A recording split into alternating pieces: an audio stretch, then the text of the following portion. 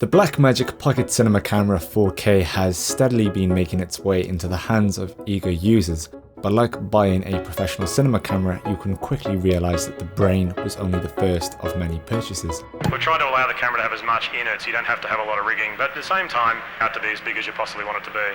So it'll be due in September, it'll be 1295. The Pocket 4K is a modest £1,150, and there's no wrong in using the camera straight from the box. That's all I used in my test video, however it's not that practical. Therefore, let's have a look at how much the Blackmagic Pocket Cinema Camera will roughly cost you. As a side note, we're not going to go wild and look at kitting the camera up as if it was a Red, but just more practical in the field so you can handle the camera more comfortable, film for longer, and so forth. As you can tell, I am British, so I will be using the sterling currency, but I will have a dollar equivalent in the lower corner.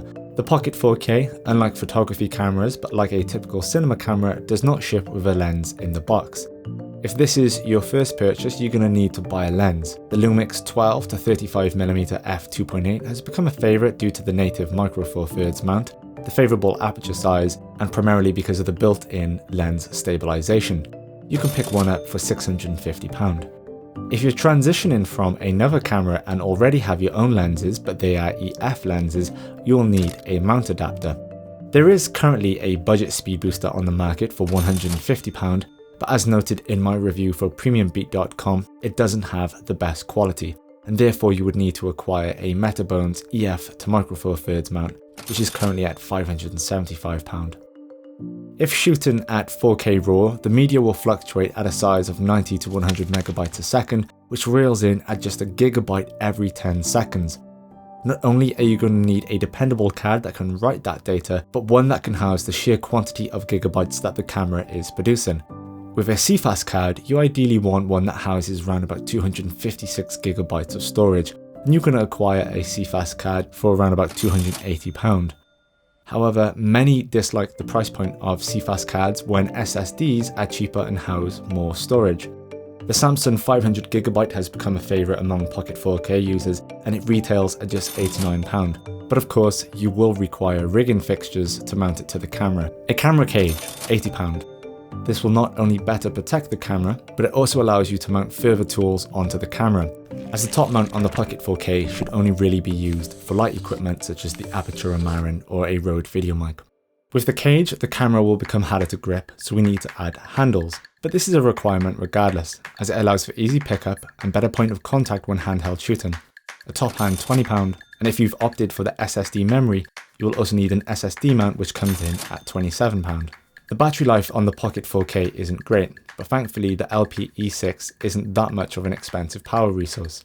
I would say that you need at least 4, which means you're going to have to acquire another 3 at £54 each. Alternatively, you could acquire 4 third-party batteries for just £42. However, there is a recorded drop in recording length and overall battery life. You could look at using the VMount battery, which will provide longer recording length, and 2 of these would cost around about £300. However, you will then need a power mount from Wooden Camera at £220, and of course we need to revert to our rigging section to add an extra £200 worth of rails and clamps so you can assemble your V-mount battery. These are the core components that you're going to need to get better use out of the Pocket 4K. However, this doesn't even consider the likes of an ND filter, a monitor, an actual shoulder rig, or a gimbal. Likewise, if you're shooting for 5 days at 500GB a day, you're going to need an excessive amount of offline storage. With the camera and the cheapest options available, the ballpark total would be around about £2,250, which is near enough double. Following the more efficient but expensive route, you would be nearing £2,900. I think it would be fair to say that to get the camera fully functional for handheld shooting, you would need to double the cost of the camera. But remember, you can always pick these items up off the resale market for a lot cheaper. You can find a link to the list of items in the description below. Until next time.